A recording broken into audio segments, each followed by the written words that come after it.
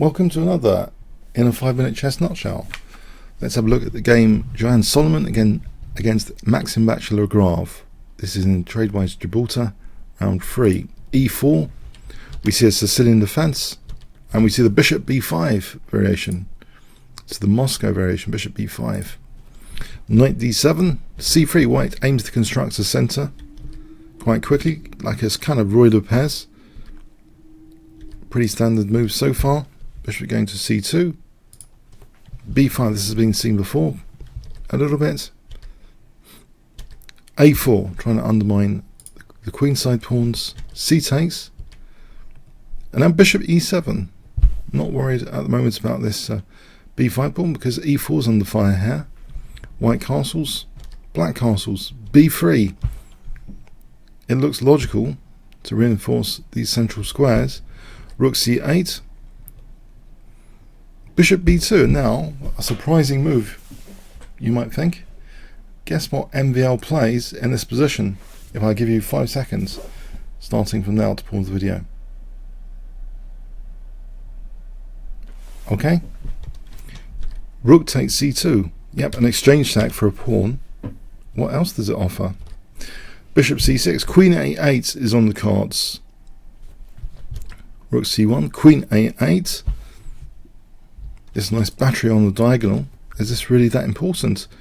A takes. Bishop takes. Rook b8. So b3 is slightly vulnerable here.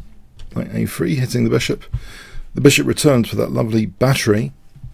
Knight c4. There is a target here. Knight d5, but we're going to have a knife coming to f4. As Ben Feigl says, knight f4 or knight f5 is knife f4 or knight f5. Bishop a3 is played. Looking at that sensitive d6, but now knight f4.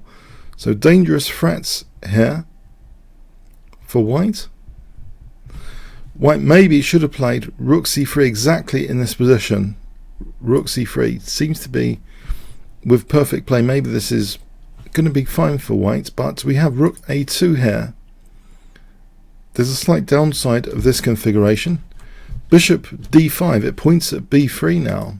So anytime knight takes d6 happens, white has to be a bit more concerned about b3. We have rook c3. Now knight f6. So the possibility of coming into e4 actually rules out any problem with d6 here.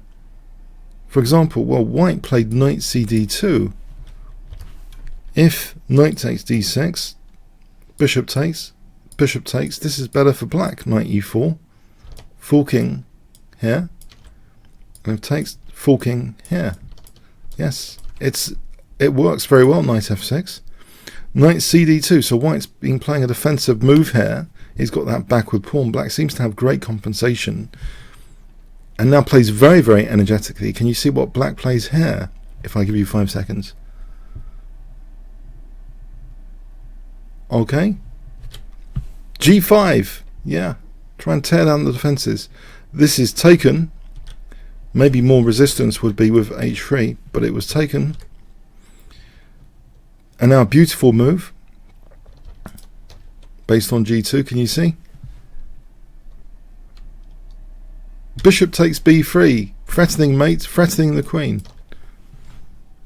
White is in real trouble. Queen f3, trying to defend the mate. But there was also the rook, the small matter of the rook. So just queen takes. Rook takes, hitting the knight. What's going on here? Bishop takes.